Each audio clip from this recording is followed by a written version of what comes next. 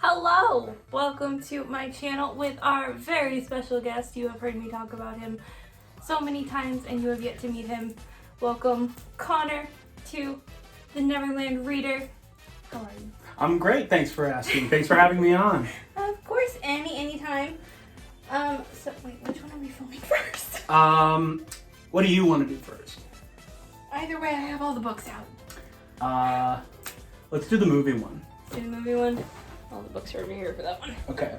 Okay, if you have been around for a while, then you would have seen my boyfriend Benson and I a while ago did a video called Recommending Books to Video Game Characters.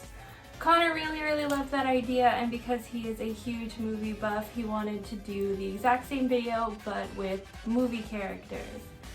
So he sent me a list. I managed to pick out 7 of them. And we're going to recommend some books to movie characters today. Very excited. Excited? I am actually very excited. Okay, so a lot of these I definitely don't think Connor has read, so like with Benson, he's just going to have to say if he agrees with me based on what I tell him of the synopsis. I'm ready. Ready? I'm ready. I like surprises, so like. So the first movie character we are recommending today is Woody from Toy Story. Great character. Woody is definitely one of those characters who has an attachment issue, and he is very scared of being forgotten, which is what ties me to recommend this book to him. Ooh. So I'm recommending Bob. This follows a young girl who, after years of not returning to her grandmother's house, her grandmother, she finally comes back and discovers that there is a person or a mysterious creature in a closet that she can't seem to remember, but apparently she made him a promise that she would never forget him, even though she did. So I think Woody would definitely relate to this story, as he has a fear of being forgotten and being left behind. I think this is a story that would, based on the outcome, he would definitely relate to, and basically he would come to an understanding that it is okay to not have, or to not, words are hard, I was doing so well. Yeah, but I think Woody would really like this one. I agree. From what you gave me as a synopsis, I think that's a very good choice from the synopsis alone, because as you said, Woody is he does have sort of an attachment problem. His whole world basically revolves around Andy and how much Andy plays with all the toys and Woody in general, and especially if you've seen the movie, you know, like when Buzz takes over, it's detrimental to him. So like, I think a synopsis like this could really like attach with Woody, and but not having read it, I can't completely say yes, but from what you've given me, it seems perfect. The next character we're going for is Kevin McAllister. I'm gonna be real honest with you, I kind of bullshitted this one. Okay. But this is one of my favorite movies, so I'm excited to see what you say. So this one is just me being kind of sassy. I've talked about this book so many times on this channel, and that is The Sisters Grimm. This follows 2 sisters who have recently their parents have gone missing, so they're kind of forced into the foster care system and bounced around from home to home until this random woman comes and says that she is their grandmother, and they discover that they are descendants from the Brothers Grimm, and they basically have to solve fairy tale crimes. Now the reason I am recommending this to Kevin McAllister is because he is a little shit to his family. He is. And I think this would give him the rude awakening he needs to be like, these are the things that go on when you don't have a stable environment. Treat your parents nicely. Yeah, treat your parents nicely. Took care of you when you were sick.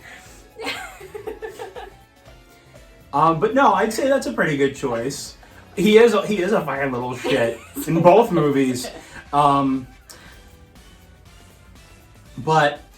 I would say I agree with you. I think because he's like a younger kid, he'll probably like get into the whole fantasy aspect.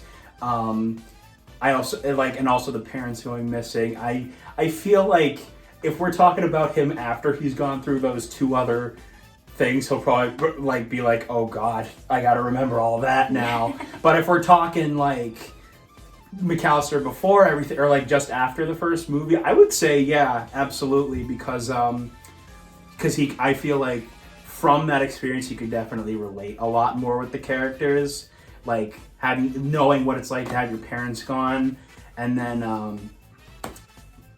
kind of like, I don't know if their parents come back or anything like that, but Kevin's parents do, so so even if they don't in the book, it'll probably make Kevin grateful that his parents did come back and do love him. Yay. This next one is a Halloween favorite of mine, one of my favorite characters in spooky films, Lydia Dietz. For her, I went with, pretty much all these books are middle grade. I went with a middle grade favorite of mine, City of Ghosts. This is the first in, I believe, it's only a trilogy. And this follows Cassie, whose parents are paranormal investigators, and she basically has a near-death experience that results in her being able to cross into the spirit world. So I think Lydia would definitely, not exactly, I wouldn't say relate to this, even though, of course, in her movie she can see two ghosts that live with her, but I think she would more be very intrigued of this world and how Cassie experiences that, so she would definitely want to know more. Yeah, no, that is a great pick. For Lydia, I think something like that would be perfect with her type of character. She's a very, very like goth, kind of like low monotone, like very kind of just kind of into the paranormal, like all about dark arts, stuff like that, and possibly could even relate to this character because she has experience with ghosts. So there you go with that. I've only seen Beetlejuice once. I've only seen it once. You're like the king of spooky movies. I know. How? So I know. I'm actually probably tempted to go watch it again because it was a really good movie. But honestly, I don't know if she'll wanna relate to like the oh,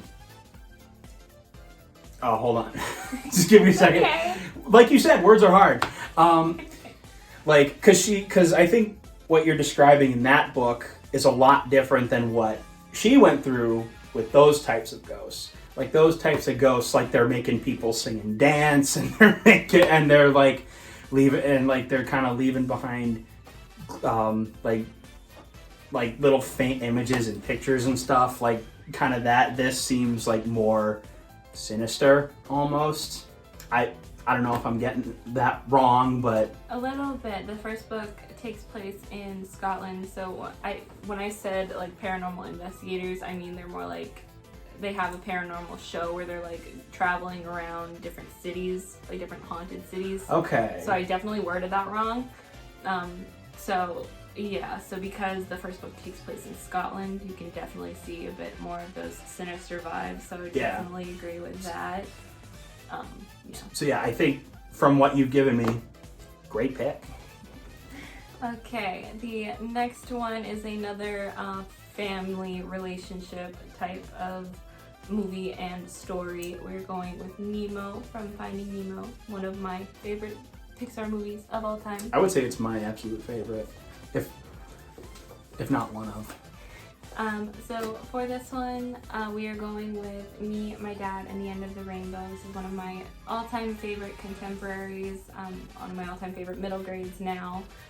This follows Archie, whose dad is hiding a big secret, and by the cover I think you can tell what that secret is. But basically this story really delves into not so much loss of a parent, but being a child of divorce and feeling like your family is kind of hiding a secret from you, and like the strain that can cause. So I feel like even though these exact issues aren't talked about in Finding Nemo, Nemo could definitely relate to feeling like he's not as connected with his dad because of how much of a helicopter parent he is. And even though, again, like that same themes aren't in this book, I think Nemo could definitely get attached to this book. No, I completely agree. Like with the way Nemo's kind of like, so Nemo doesn't know his mom, like he never knew his mother, so I think like the whole like kind of one parent or like parents not seeing each other kind of thing would kind of resonate with him. And like you said, like his father just wants him away from the world. He wants him because he knows because what happened with Coral really scarred him and all the other babies. So so like he really wants to protect Nemo, but he goes about it so much that it's like he just wants to shield him away from everything else.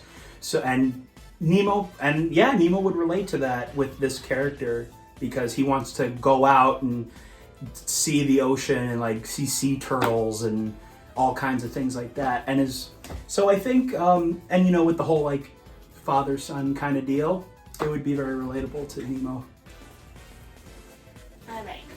Second to last and last physical book I have, another book that I've talked about frequently on this channel, Pumbaa. Can you guess? Can you guess? Can you guess? I think I can.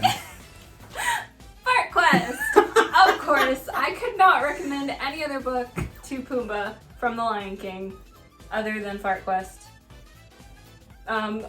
If you have not heard me talk about this book a million times already, this follows our three adventurers who have just lost their masters. Their masters have basically just gone poof and they are never seen again. So literally the only reason I'm recommending this to Pumbaa is for the fart aspect. I think he definitely, so our main character's name is not Fart, but he, for his first spell as a training mage, he chose a fart spell. Basically a spell that turns whoever he's touching when he says it into a fart. So I think Pumbaa would get a laugh out of this, and I think he would relate to obviously like when he's singing Hakuna Matata, we get that the idea that he let one rip one too many times around some people, and he's kind of isolated because of that. And you can definitely tell that because of his choices with the fart spell, he is not taken as seriously as a mage. So I think he could definitely relate to that. I think that's perfect. Pumbaa is definitely the type of person who would read that and like just not put it down. He'd probably be cracking up laughing the entire time. I think that's perfect. And last but not least is going to be a little bit of a shorter video. Who's the character? Wow. You got the list there, don't you? I do. It's on my laptop, but I forgot who it was. I was hoping I didn't have to get up. This is the only one that I do not have a physical book for, but it is Wednesday Addams from the Addams family. And for her, I'll show you the cover of it later. Okay. I'm going to recommend Down Among the Sticks and Bones. This is part of the Wayward Children series, in which each book follows a character or characters that go to different worlds, and basically their experiences when they come back from those worlds and what kind of happens to them. This follows two sisters, Jack and Jill, who are basically brought into this dark and dreary kind of world. One is kind of Frankenstein-esque. One of the sisters is basically Frankenstein-esque, where she helps out a doctor. And yeah, the other one is very princess-like, and she's basically being groomed by a vampire person, and it's just, they're short books, so I don't want to say too much about them, but I feel like just the atmosphere, Wednesday would really enjoy the dark and dreariness of that world specifically. Yeah. That's a really good pick. Now, I like she said, she doesn't have the physical book here right now, so I can't judge from like the cover either. but look it up. But although they say you should never judge a book by its cover, but who doesn't love a good book cover? Oh, I see. Yeah. I think she'd love like the background of that. I think it kind of screams Wednesday. And like in the movie, I never watched the original show, but I've watched the movies. So like I don't know how much it differs. I'm sure not much, but in the movie it definitely seems like parallel worlds and like crossovers and like all that kind of thing. I think that would like really resonate with this character. Cause the whole movie, she's like one of my favorite scenes is when she has like the crossbow, like the apple above his head. She has the crossbow. She's like, we're gonna play a game. It's called Is There a God? And fucking shoot the fucking. I'm like, holy crap. So I feel like something along those lines would really interest her. But great pick. Okay, and I believe that is all. At least those are all that I came up with today. Anything you take away from this experience? From this experience alone, I think I need to go back and watch more movies again.